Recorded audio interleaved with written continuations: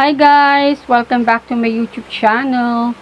So for today's vlog, ipapakita ko po sa inyo yung mga nabili naming mga damit sa ukay-ukay.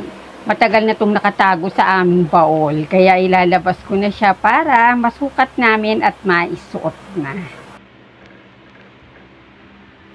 Karamihan ng mga damit namin na sinusuot ng anak kong dalaga, nakukuha namin sa mga online.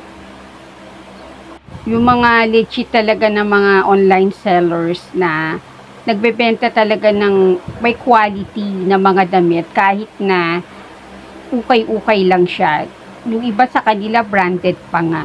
So ito yung mga damit na mura lang ang presyo pero ang ganda ng mga quality. Mas padali ka kasing makakakuha ng mga damit ng mga babae. Mura lang ang mga damit ng mga babae kumpara sa damit ng mga lalaki.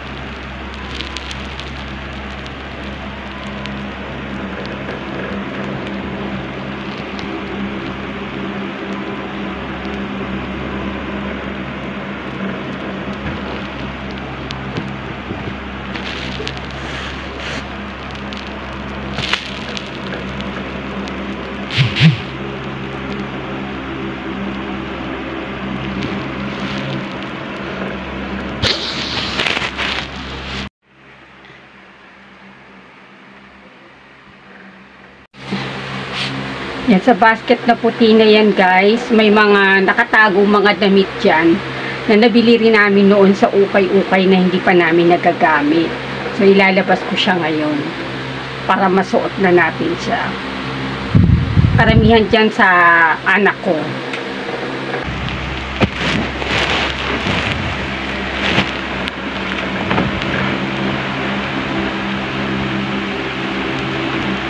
Yan. Dress yan.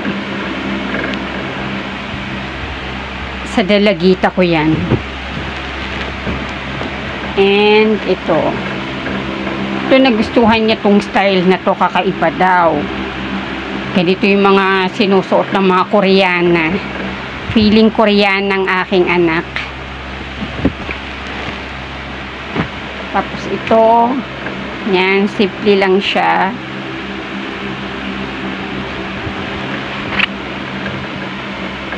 Yan. Mga pang summer attire yan.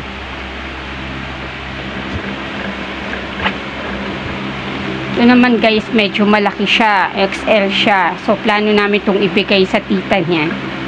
Kasi kasya yan sa kanya. Tsaka itong isa.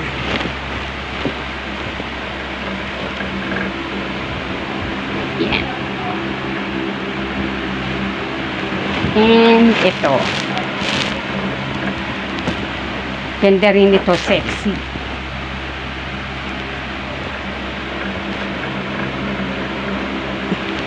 Yan yung mga nabibili namin sa ukay.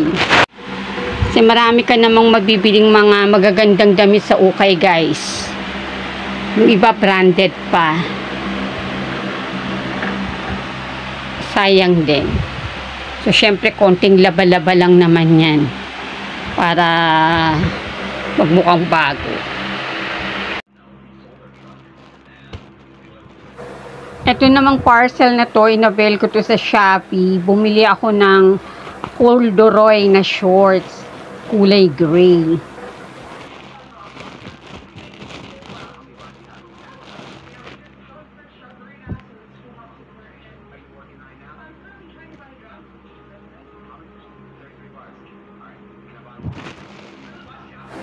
At pagkatapos naman nating magkalkal ng mga ukay-ukay na damit, syempre mommy duty naman tayo. Nagluto po ako ng ulam namin for dinner. Sarsyadong galunggong.